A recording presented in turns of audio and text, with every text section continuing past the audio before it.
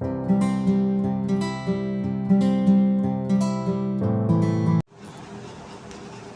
वालेकुम स्टूडेंट्स। आज जो हम एक्सरसाइज करने जा रहे हैं वो है एक्सरसाइज 10.3 क्वेश्चन नंबर 6 पार्ट 1। अच्छा, यहाँ पे आप जैसा देख सकते हैं मैंने ये क्वेश्चन पहले सॉल्व किया हुआ है, तो चलिए इसे समझते हैं। सबसे पहले आपने सॉल्यूशन के बाद पिक करनी है टेकिंग लेफ़्ट हैंड साइड को पिक कर लेना है, ठीक है। लेफ्ट हैंड साइड cos 20 इसी तरह, cos 40 इसी तरह। अच्छा, cos 60 की वैल्यू आपको पता होती है, वो है 1/2, तो आप 1/2 लिख देंगे, ठीक है। और cos 80 एज इट इज़ इसी तरह। अच्छा, उसके बाद आपने क्या करना है, उसके बाद आपने ये करना है कि 1/2 जिसकी आपको वैल्यू बता दी उसको साइड पे लिख लें, ठीक है। और cos 40 और उसके बाद cos 20 सब पहले बड़ा वाला और उसके बाद छोटी वाली वैल्यू आपने लिख लेनी है। इसकी वजह आपको आगे जाके खुद ही पता चल जाएगी। और cos 80 इसी तरह आ जाएगा। उसके बाद आपने क्या करना है, मल्टीप्लाई और डिवाइड करना है 2 से। किस तरह करना है अगले स्टेप में देखें तो 1/2 ये इसी तरह 2 से इस ब्रैकेट वाली चीज़ को अंदर मल्टीप्लाई भी करें और डिवाइड भी करें, ठीक है। और cos 80 इसी तरह लिखें। अब क्या किया कि 1 को तो इसी तरह रहने दिया, 2 को इस 2 से मल्टीप्लाई किया तो 4 आ गया, तो बच क्या गया ब्रैकेट के अंदर 2 cos 40 cos 20 ये ब्रैकेट क्लोज cos 80, ठीक है। अब अगर आप देखें तो ये फार्मूला मैंने लिखा हुआ है 2 cos alpha cos beta equal to cos alpha plus beta plus cos alpha minus beta. अच्छा, ये जो आपका 2 जो इधर मैंने रखा था ये इसलिए रखा था कि एक फार्मूला बनता है, इसका फार्मूला ये खुलेगा, ठीक है। आप प्रोडक्ट से सम के फार्मूले में जाएंगे सबसे पहले, हर सवाल में इसी तरह होगा। 1/4 आपने इसी तरह लिख दिया। कॉस का फार्मूला ये अप्लाई हुआ इस पर, तो cos alpha plus beta cos alpha plus beta. अच्छा, मैंने आपको पहले कहा था कि बड़ी वैल्यू का ये सीन होता है कि जब आप छोटी वैल्यू को प्लस तो कर सकते हैं 20 प्लस 40, लेकिन जब माइनस की तरफ आएंगे तो माइनस में 20 माइनस 40 होगा, तो ये -20 बनेगा, ठीक है। तो उसमें बहुत से बच्चे कंफ्यूज हो जाते हैं, तो उससे बचने के लिए आपने पहले बड़ी वैल्यू लिखनी है। प्लस cos 40 माइनस 20 फार्मूले के मुताबिक, और cos 80 इसी तरह आ गया। 1/4 ब्रैकेट और ब्रैकेट ओपन cos 60। अच्छा, cos 60 को 40 प्लस 20 cos 60, 40 माइनस 20 cos 20 और cos 80 इसी तरह आ गया। अब आपको जैसा कि पता है कि इन दोनों में आपको फिर एक वैल्यू पता है, किसकी पता है, cos 60 की 1/2 आपने लिख ली। अब आपने क्या करना है कि इसको इधर से मल्टीप्लाई करना है, उसको उधर से मल्टीप्लाई करना है। तो 1 1 ज़र 1, 4 2 ज़र 8, 1/8, और इधर से जब ये इससे मल्टीप्लाई हुआ तो cos 80 भी इसके साथ आ गया, क्लियर। उसके बाद क्या हुआ कि 1/4 इससे मल्टीप्लाई हुआ तो 1/4 आ गया।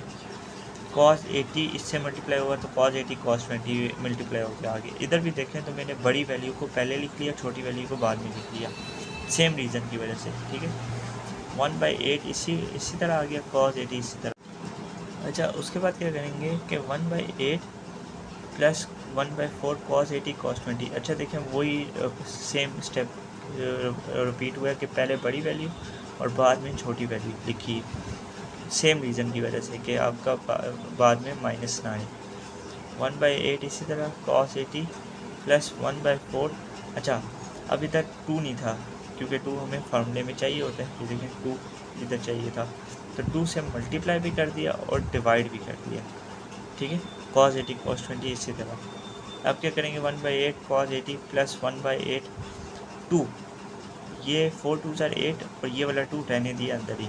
अब देखें तो ये फार्मूला बनता है 2 cos alpha cos beta cos alpha equal to cos alpha plus beta, यानी कि हम प्रोडक्ट से सब में गए हैं।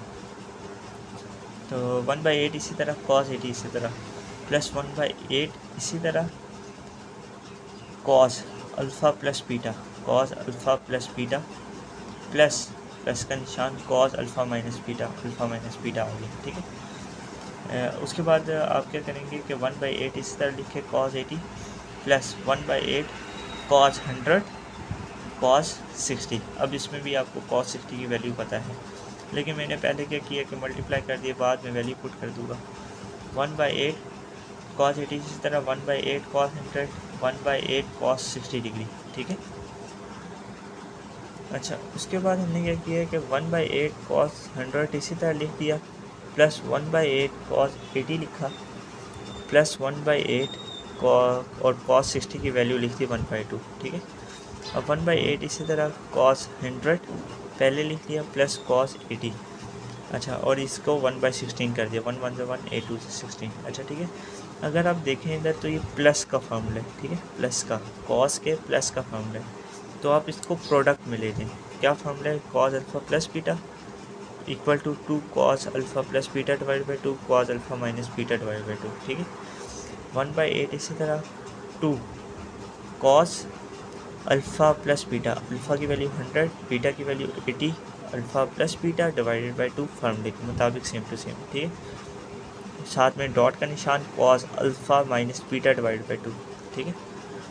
उसके बाद क्या करेंगे कि 1/8 लिख के 2 cos 90, 100 plus 80, 180, 180 divide by 2 90, 100 minus 80, 20 divide by 2 10, plus 1/16।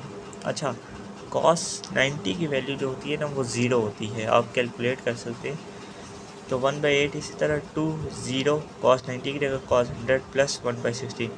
अच्छा, मल्टीप्लिकेशन में किसी एक के साथ भी ज़ीरो हो तो सारा ज़ीरो हो जाता है, तो 0 प्लस 1/16 1/16 आपका प्रूव्ड हो जाता है। आई होप आपको समझ आया होगा।